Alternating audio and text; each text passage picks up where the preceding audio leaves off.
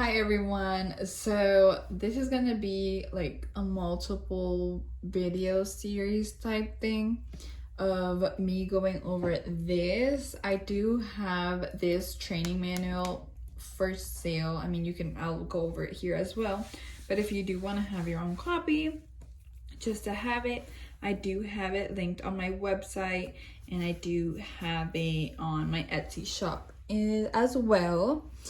I'll just be going over basically what I know and what has helped me become the nail technician I am today, and how it helped me grow, and just things I wish I would have known back then. But when it does come to nail and the nail industry, there's just so much more information coming from everywhere, and it's just so hard to keep up with everything.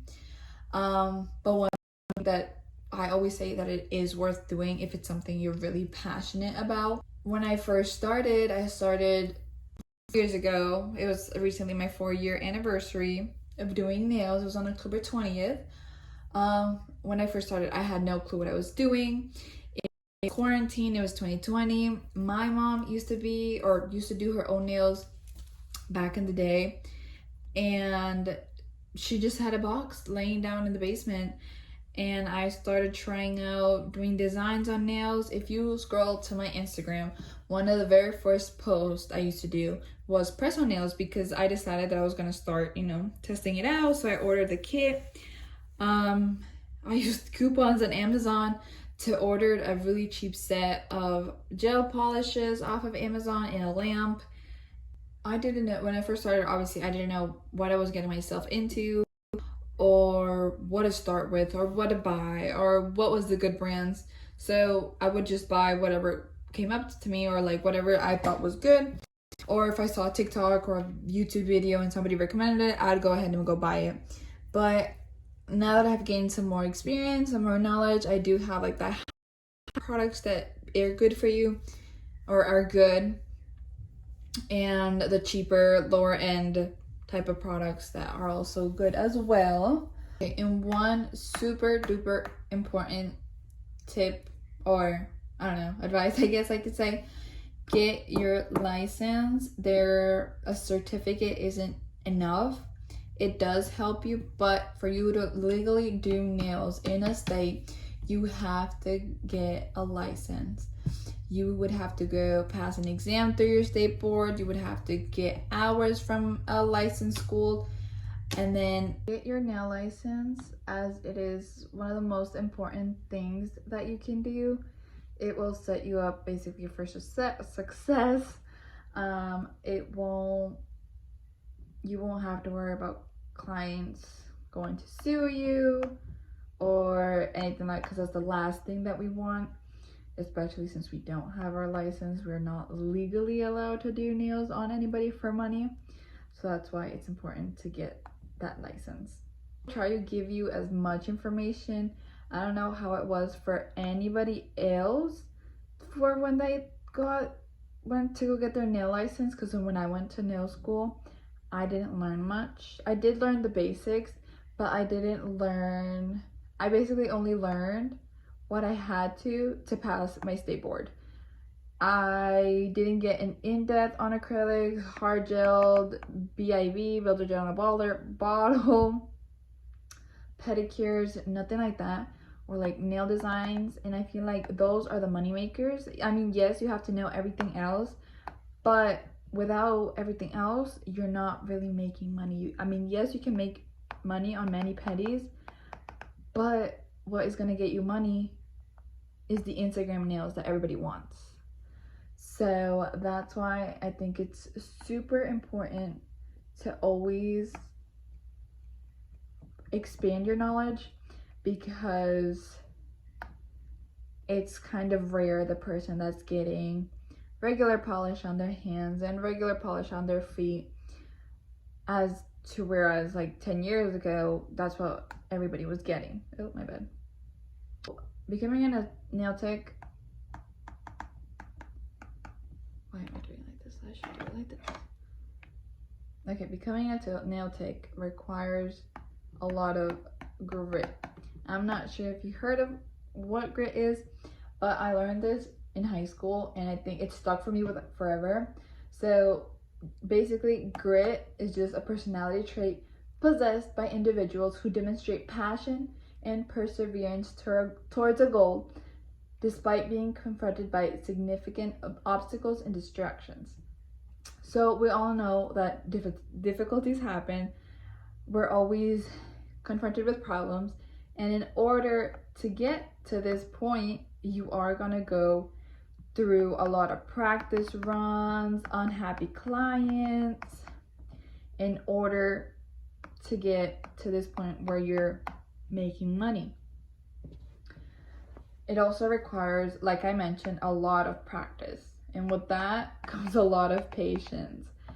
I wasn't fully confident with my work, where I was like, okay, I'm really liking what I'm doing. I know I'm charging for my worth, until I was 3 years in. That's when I finally started liking my Apex application, my designs, my cuticle application, my prep, and I realized that my nails were lasting 4 to 6 weeks. So that's when I decided to raise my prices a bit. It wasn't too much, it was only like $5, and that's also when I set a stable price list. Because at the beginning I would just charge, like, if I did a good job, I would charge like 45. But if I was like, okay, I'm not really happy with that set, I'd charge like 25. So it all depended on how I felt about that certain set, I guess. So you will fail. You will fail so many sets. You will see these sets and you'll be like, oh my gosh, they're so horrible. I'll put in here a couple pictures of some sets that I did that I'm like, I can't even believe I let them walk out like that. Like, that is so embarrassing. Like, in some, you'll see that I did, hold on, let me pull it up. Okay, so here's a nail set that I did. You can, oh, damn it. You can, what the heck, dude? Okay, I'm just gonna hold it. You can see how it's like bumpy, and how it's like not, the polish is not evenly applicated in some places. What the heck? And then you can see this cuticle line right here, and you can see how wide they are. They were meant to be square, but this one goes this way, and like it's supposed to go, oh, what the heck? Oh, what the heck? It's supposed to go straight down, so all of this is left over. As well as over here, I filed too much over here, so it's not a perfect square. So it's more of a rounded shape instead of a straight shape. I mean, the design was good, the heart was there. The polish wasn't good. You can see how you can see my fingerprints on it. You can see these like little spots of black, which should not be there. Basically, yeah, that's pretty much it. Let me see if I can find another picture. This is a perfect one to show all my mistakes too.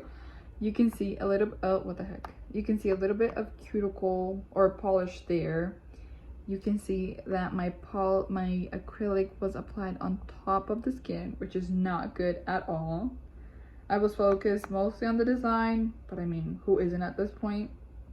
You can just see how this shaping is so off. It's supposed to be a square, but instead it's going like this and like this and like this. I mean, the French tip wasn't too bad. It wasn't the worst, but shaping was completely off. So that's why I say that it's important to master everything else, because you see now my work, like I'm confident in my work. I love my designs, my shaping, my application. I do acrylic and builder gel now, and you can definitely tell the difference in my work now. So definitely you will not like your results the first few times, or a lot of the first few times, but everything is learned through practice. As long as you keep practicing and practicing, you will get to this point. It will take some time, depending on how much you practice, depending on multiple things. To each their own. Some people are really good at it the first moment they pick a brush and they do it perfectly, and then for others it takes a while. But I mean, it all takes time and patience and passion, because if you don't have passion for whatever you're doing, no matter how many times you do it, you will just feel annoyed by it and you won't ever wait to see the final result of it. Okay, so let's go back to my book up here. So yeah, you can find, so disclaimer, this book is intended for educational purposes only and does not provide licensing or certification to perform nail services legally. It is important to note that in order to offer nail services to paying clients, individuals must obtain the necessary license through their state's licensing board. Please consult your state's regulations and requirements for obtaining a nail license or nail technician license before offering services professionally. This book is not a substitute for proper training and certification. So, welcome to the exciting world of nail technology. This training booklet and basically everything I'm going over is designed to provide you with the essential knowledge and skills needed to kickstart your career as a beginner nail technician.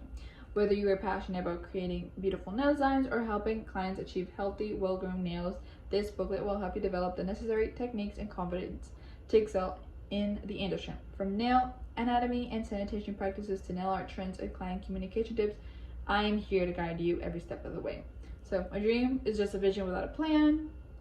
A goal is planned out with milestones. So nail technology, what is it? The techniques and products used to care for nails while also making them look aesthetically pleasing. The overall goal is to help train future manicurists in practical skills, safety, and techniques to help them obtain proper licensing and have a successful nail career. So nail technology is caring about the natural health and making the nails look good.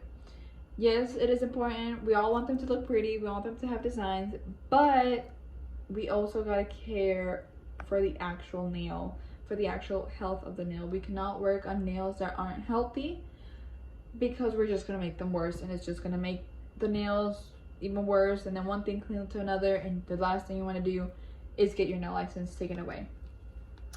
Many people go into this industry just thinking it's about the money, the nail art, acrylics. Yes, you can make good money. Yes, the nail art is so much fun. Yes, it is so much fun doing long acrylics.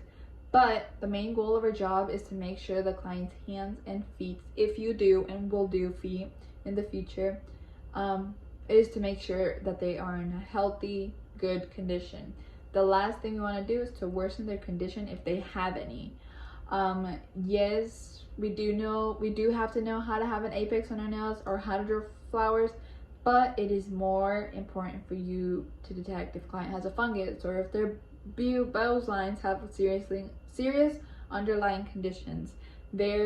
Sometimes they have like a little line on there. I just heard a story of a client, not my client, who had a spot on their nail and it came out to be cancer, and they had to have their arm amputated from their elbow down. So it is always important to be on the lookout for anything that might seem weird on the nail, something that you're not used to. So if it's something that you've never seen, always refer them to a physician just to get it checked out, because it could be something bigger. I'll go over this page and then we'll keep on going with the next page in another video just because it's so long. So a skilled and licensed nail technician specializes in enhancing the appearance of nails while also promoting natural nail health. Services include gel manicures, nail extensions, and pedicures. Obviously there's much more now, but from what I do, gel manicures, gel pedicures. I don't use regular polish just because it's such a hassle for me, and I don't have clients who want it, so I'm not going to offer it and buy all this product that I'm not going to use. So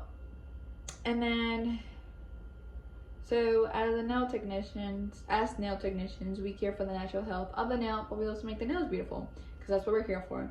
There are various services you can offer, ranging from regular polish to pedicures to extra long blinged out acrylics. Once you become a nail tech, you officially become an entrepreneur, unless somebody else is handling your business side. But you're an entrepreneur. You're doing your marketing, you're doing your business, you're doing the accounting part of it. You're basically doing it all. So congratulations, you're now an entrepreneur. So, what is an entrepreneur? An entrepreneur is an individual who starts their own business based on an idea that they have or a product they have created while assuming most of the risks and reaping most of the rewards of the business.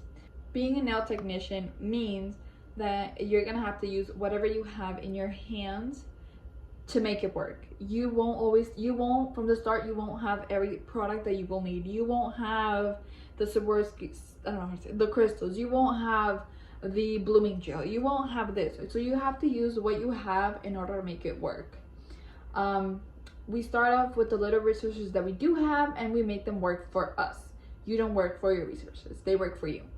You taking your time to learn new things, to watch videos, to take courses, to take class, it's your first step of investing towards your business.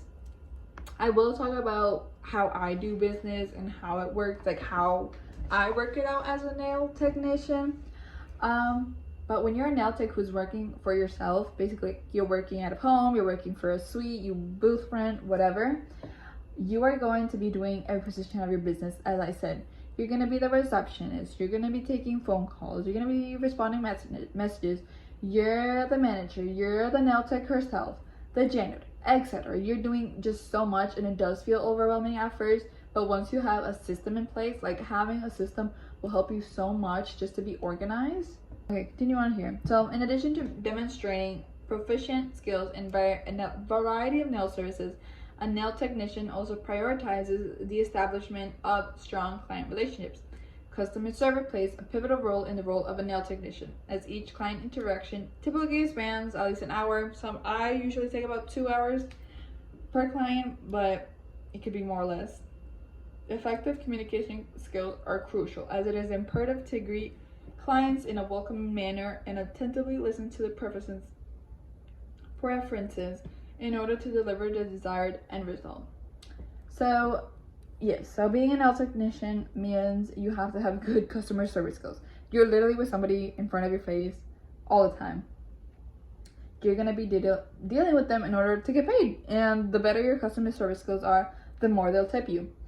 You must know how to be kind and sweet and outgoing and be able to make conversation, but you must also know how to stand your ground, how to set limits, because there are people who will try and go over those limits, and if you let them, they'll continue to do it until you no longer feel comfortable with them, and you're gonna have to fire them as a client, which is not good money wise, but you can't risk your mental state. I think it's so important, something that doesn't get talked about a lot as well, that as a nail technician you have so much on your plate that it can get overwhelming, and you just need to set a moment aside for you. And if there's people that will drain your energy, and there's people that will make you feel worse once they leave, those are just people that are not meant to be your clients. And it's okay to say no to a client, or just say that I'm not the nail tech for you. People think that because we work for ourselves that we don't have a boss, we don't have a manager. It means that they get to step all over us because we're just there for them. We're doing their service, we're providing for them. So you need to know how to set that limit between you as a service provider and the client, because there will be times where clients will try to get a discount from you, get a free set from you, etc, etc, etc. So for example, last year around this time, no, that's a lie, it was around December, like mid-December.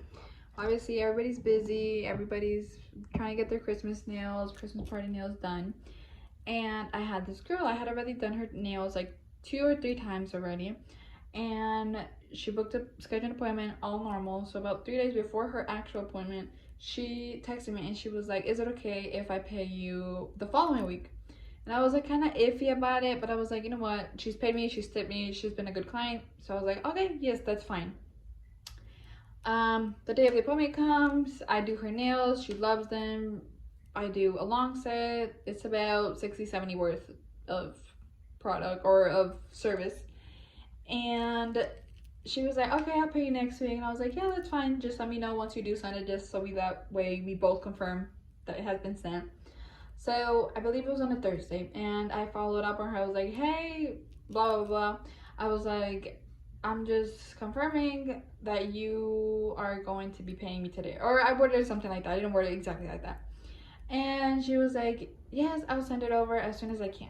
Okay, it comes Friday night, or the next day. It was Friday. And I was like, hey, I haven't received your payment. Please let me know once you do send it. And she's like, I'm having problems with my bank. I'll send it to you the latest Sunday. And I was like, okay, that means I'm definitely not getting my money. Like, I really was giving up on it. So Sunday, I sent her the last follow-up, and I was like, hey, just following up, when will I be receiving the payment? And she was like, I'll send it to you as soon as possible. I'm just having problems with my bank, like I said. I promise I will send it to you.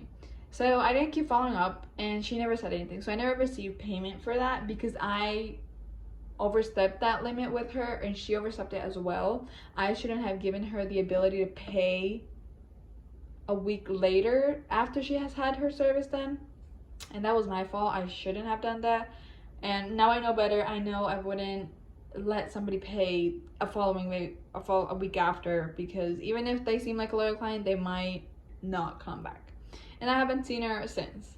So that's why I always say that it's important to keep customer service good, to keep it up as a priority, because it does affect how people see you and how your business works. Obviously those are things that happen, like, but I mean, I wasn't gonna let it get to me, and you shouldn't let things get to you as well. Things are bound to happen, and you just have to know how to use moments like this, like those, in order to grow. Now I know I know to set policies, I know to set those and abide by them, because if you don't follow your policies, you're not setting boundaries. And then in every aspect of life, it is important to set boundaries. For example, from that, I learned that I won't ever let anybody take advantage. I charge a deposit, $30 deposit, and if you don't pay it, you don't get an appointment. Some clients can be friends can be clients, but just don't trust too much, because at the end of the day, you are just providing them with a service, and they can always find another nail tech. You are not somebody who is meant, or somebody who is required to be there. They can always find somebody else. That doesn't mean they have to be loyal to you. So just know how to set boundaries with clients so that they don't take advantage of you. So as a nail technician, there are a multitude of opportunities available to you for income generation and career advancement.